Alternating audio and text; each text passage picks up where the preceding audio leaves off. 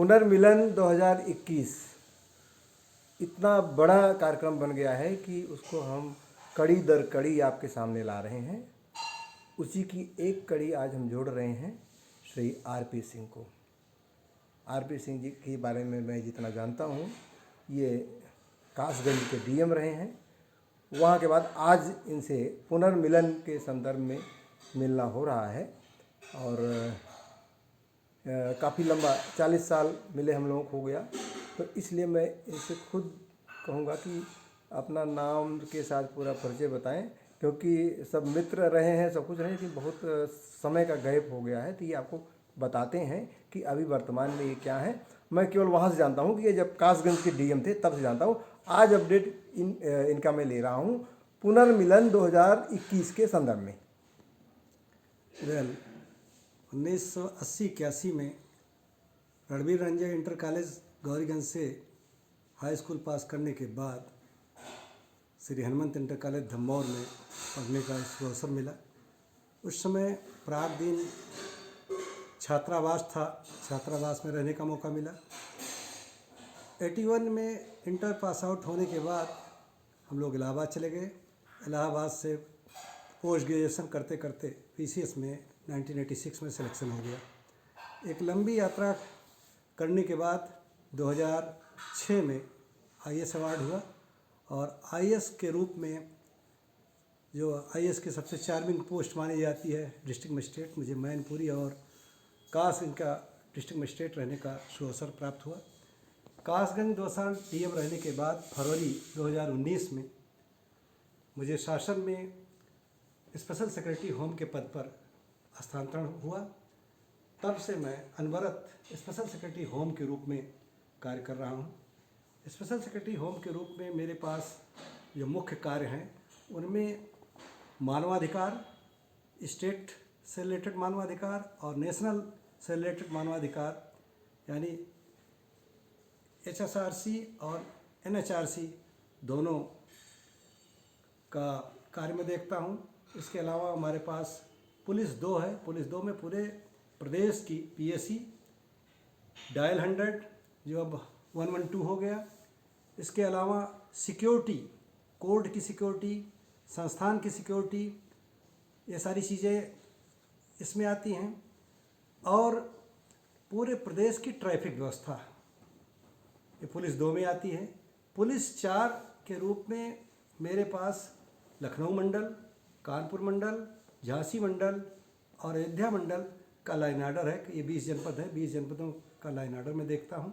इसके अलावा मुझे एक एडिशनल वर्क पिछले 2 साल से मिला है, 3 साल से, वो है विजिलेंस का। विजिलेंस, पहले मैं विजिलेंस 1 देखता था और आज मैं विजिलेंस 2 देखता हूँ। विजिलेंस 2 में बहुत सारे विभाग हैं जिनके विजिलेंस से रिलेटेड मामले हमारे पास आते हैं। इस तरह से पौने 3 साल करीब होम में हो गया। पौने 3 साल से इन कार्यों को मैं देख रहा हूँ। पुनर्मिलन के संदर्भ में चूँकि आपने मुझसे जानना चाहा, पुनर्मिलन बहुत अच्छा कार्यक्रम आयोजित हुआ है। एजाज भाई ने इसकी रूपरेखा रखी। फर्स्ट टाइम जब हमारी आपसे बात हुई तभी मैंने कहा कि ये बहुत अच्छा कार्यक्रम है। इसमें हम अपने पुराने गुरुजनों से, पुराने मित्रों से, जिन्हें हम 35 साल 30 साल से देख नहीं पाए हैं, कोई संवाद नहीं हुआ है, उनको अगर हम पाएंगे तो फिर एक जिजीविसा पैदा होगी कि हम अपने रिलेशंस को इनसे आगे बढ़ाएं। तो निश्चित रूप से ये बहुत अच्छा कार्यक्रम रहा है और इसकी शुरुआत है। आगे आने वाले वर्षों में हम इसमें और सुधार करेंगे, इसको और अच्छा बनाने का प्रयास करेंगे। और आपने देखा होगा कि आज इस कार्यक्रम में लोग आए और बहुत सारी चीज़ें जो आपके मन में ये थी कि हम जानें, वो आप साक्षात इनसे जान पाए। बाकी इस संबंध में डिटेल बताने की आवश्यकता इसलिए नहीं है कि यहाँ हम लोग एक दूसरे से फिर से मिल करके पुरानी यादों को ताज़ा करने, संस्मरणों को याद करने, उन्हें एक दूसरे को सुनाने, अपने अनुभवों को शेयर करने के लिए यहाँ एकत्रित हुए हैं। और उस कार्यक्रम को बाखूबी यहाँ पर संपन्न होते हुए भी हम लोग देख रहे हैं। तमाम हमारे सम्मानित गुरुजन यहाँ पर उपस्थित हुए हैं, जिनका दर्शन पा करके ऐसा लग रहा है कि इनके आशीर्वाद जो किसी न किसी रूप में हम लोगों के साथ फलीभूत हुए, आज उसके प्रति कृतज्ञता जाहिर करने का ये एक सुंदर फोरम है, एक सुंदर अवसर है। मैं धन्यवाद करना चाहूँगा भाई श्रीकांत जी आपका कि आपने मुझसे चंद शब्दों में जानने का प्रयास किया। Thank you. अरविंद सिंह जी, मुझे जहाँ तक याद है और मैं अगर गलत नहीं हूँ तो आप पीसीएस क्वालिफाई करने से पहले भी अधिकारी रहे हैं। आप जो है लाला प्रागदीन छात्रावास में मेस मैनेजर रहे हैं और हमारे लिए तो भाई राशन फूड एवं कौन सा विभाग होता है, फूड एवं सप्लाई, बहुत अच्छा मैनेजमेंट था आपका मेस का। और मुझे वो भी याद है कि मेस में आप लोगों का राशन जमा करते थे, उसके बदले जो महीने का खर्च आता था। और मुझे याद है कि उस समय 1 रुपये 15 पैसे की थाली आती थी और जब 1 रुपये 25 पैसे हो गया तो आप पर आरोप लगने लगे थे आप महंगाई बढ़ा रहे हो। लेकिन धीरे धीरे 1 रुपये 40 पैसे हुआ। तो इन्होंने कितनी महंगाई बढ़ाई थी आज के संदर्भ में अगर आप सोचेंगे तो आपको हंसी आएगी। तो वो जो आप मेस मैनेजर रहे हैं तो इस जब अधिकारी बन गए तो यहाँ वो आपकी प्रतिभा आपको कितना काम आई? दमोर की वो वो जो अधिकारी दमोर के अधिकारी थे वो यहाँ कितना काम आया आपके? ज़मीन से जुड़े होने के कारण और अच्छी तरह से साधारण जीवन जीते हुए भी उपलब्धियों को हासिल करने का जो दौर शुरू हुआ वो निश्चित रूप से आगे चल के मुझे मार्केटिंग के क्षेत्र में बहुत काम करने का अवसर मिला। मैं डिप्टी डायरेक्टर एडमिनिस्ट्रेशन रहा मंडी में, मैं एडीएम सिविल सप्लाई रहा, 3 साल तक मैं रीजनल फूड कंट्रोलर रहा। मैंने अपने मुँह से कहने में अच्छा नहीं लगता, लेकिन इन तीनों पोस्टिंग के दौरान मैंने कीर्तिमान स्थापित किया। मेरे पास इलाहाबाद मंडल, मिर्ज़ापुर मंडल, वाराणसी मंडल और आजमगढ़ मंडल, इन चारों के चार्ज रहे हैं और चारों मंडल मेरे कार्यकाल में नंबर 1 पर है रेवेन्यू के मामले में। बल्कि कभी कभी मीटिंग में पूछा जाता था कि भाई ऐसा क्या है, हमको भी गुर बताइए कि आपका बनारस मंडल भी नंबर 1 पर रहता है, मिर्ज़ापुर मंडल भी नंबर 1 पर रहता है। तो मैं हंसी में कहता था कि हमारा उसमें कोई श्रेय नहीं है, बनारस के लिए बाबा विश्वनाथ का और मिर्ज़ापुर के लिए माँ विंध्यवासिनी की कृपा है। आप लोग भी किसी के कृपा पात्र बने रहें, आपको भी उपलब्धियां हासिल होती रहेंगी। तो निश्चित रूप से जो इनिशियल स्टेज पर मितव्ययिता, किसी काम को कम पैसे में अच्छे तरीके से कराने का एक लगन लगी, वो मार्केटिंग के क्षेत्र में करीब 10 साल की जो पोस्टिंग रही, इसका लाभ वहाँ भी हमें मिला। मैंने अधिक से अधिक राजस्व दिया और कम खर्चे में 10% या 10% से अधिक का अधिभार नहीं बढ़ने दिया। इससे कम अधिभार में सबका वेतन भी निकलवाया, तो निश्चित रूप से उसका लाभ मिला है। अच्छा, आपको याद है कि कितने लोगों की भोजन की व्यवस्था आप करते थे? कितने लोग थे उस मेस मैनेजमेंट में?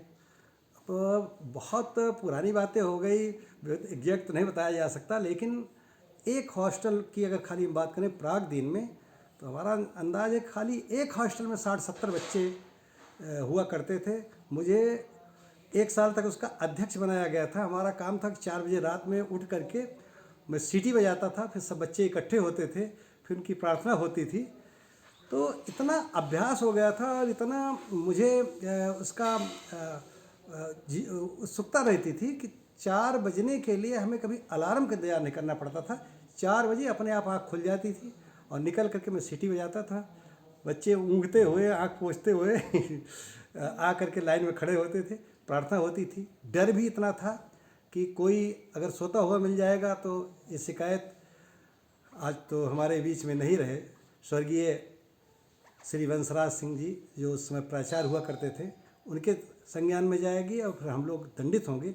इस तरह डर के मारे कोई भी आदमी कमरे में नहीं रहता था। श्री सुरेंद्र प्रताप सिंह उस समय वार्डन हुआ करते थे, बहुत अच्छा उनका कोऑपरेशन रहता था, बहुत बच्चों को प्यार देते थे और बहुत अच्छे से हॉस्टल की व्यवस्था संचालन करने में मदद करते थे।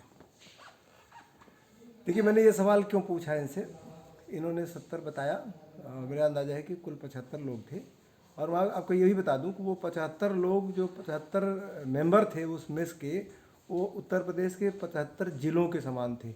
एक जिले को संभालना जितना मुश्किल था, उसमें एक बंदे को टैकल करना मुश्किल था, क्योंकि उसका राशन को जमा करना, उसकी डाइट निकालना, उसका हिसाब करना। और आपको जान के आश्चर्य होगा कि आरपी सिंह जी पर वो मेस मैनेजमेंट चलाने में कोई भी दाग नहीं लगा, और इतना जटिल वहाँ कस्टमर थे, कोई भी कह सकता था कि मेरा 2 रुपया यहाँ फंस गया, ये हो गया। इन्होंने वो मेस जो है बड़ी सफलतापूर्वक चलाया। और देखिए एक कहावत है कि होनहार विद्वान के होत चीकने पात, होनहार विद्वान के होत चीकने पात। तो ये जो है, मैं तो यही मानता था कि जिस तरीके से एक अधिकारी सारी व्यवस्था को बनाता है और कोई शिकायत नहीं आती, कहीं चू नहीं होती, कोई आरोप नहीं लगता, कोई भ्रष्टाचार का आरोप नहीं लगता। RP Singh ji student life में उसका पूर्वाभ्यास कर चुके थे। बिल्कुल एक अधिकारी से कहीं ज़्यादा सफलतापूर्वक इन्होंने मेस को चलाया। ये जो है धम्मौर ने इनको जो है एक बहुत बड़ी ये उपलब्धि दी थी, क्योंकि इनके अच्छे अधिकारी बनने की तैयारी धम्मौर के लाला प्रागदीन छात्रावास से ही शुरू हो गई थी। इनका उस समय भी अच्छा प्रशासन रहा, इनसे मतलब कोई लूज टॉक नहीं कर सकता था, बहुत गंभीर रहते थे और डांट भी देते थे। हम लोग सीनियर भी थे, ये डांट भी देते थे। तो वो अधिकारी वाला रुतबा इनका बचपन से ही था, और यही वजह है कि आज ये इतने उच्च पद तक पहुँचे हैं। और इसका संबंध चूँकि पुनर्मिलन कार्यक्रम से था, इसलिए इस संदर्भ को हमने जोड़ा। अगर आपको कैसा लगेगा मुझे नहीं मालूम, लेकिन आप कमेंट जरूर कीजिएगा कि मैंने इनके प्रशासनिक मतलब क्षमता को लाला प्रागदीन की क्षमता से जोड़ा, उसको बैलेंस किया, वो कैसा लगा। मुझे लगता है कि आप कमेंट करके ज़रूर इस बारे में कुछ न कुछ अपनी राय देंगे, ताकि आगे हम हमारे वीडियो की क्वालिटी में और सुधार हो। आपको मैं बता दूं, यहीं पर मैं घोषणा कर रहा हूं कि ये वीडियो चैनल इन्फोपोस्ट न्यूज़, ये जो है इस धम्मौर के कार्यक्रम को, ये 2021 जो है ये बड़ा महत्वपूर्ण वर्ष है। इस पूरे वर्ष को हम पुनर्मिलन वर्ष के रूप में, हम ये जो वीडियो सीरीज है ये पुनर्मिलन वर्ष के रूप में चलाई जाएगी, और इसके जो है अलग अलग पार्ट आपके सामने आगे आएंगे। हम पुनर्मिलन वर्ष 2021 नाम दे रहे हैं, और ये भाग 1, भाग 2, भाग 3 चलता रहेगा। आप इस चैनल को सब्सक्राइब कर लीजिए ताकि नया वीडियो आपको मिलता रहे। और आज मैं आरपी सिंह जी को बहुत बहुत धन्यवाद देना चाहता हूँ कि उत्तर प्रदेश जैसे राज्य में इतने उच्च पद पर रहकर इन्होंने इतना अपना अमूल्य कीमती समय दिया। अब आप श्रीकांत सिंह को दें इजाज़त। नमस्कार। और मेरी प्रतिस्पर्धा कह लीजिए श्री गंगाराम गुप्ता जी से हमेशा रही है। पहला मेरा तो कभी इनका दूसरा, कभी इनका पहला तो मेरा दूसरा, और फिर बीएससी भी मैंने 7 साल किया, और वहाँ भी मेरा प्रथम स्थान था और सबका सेकंड स्थान था। एनीवे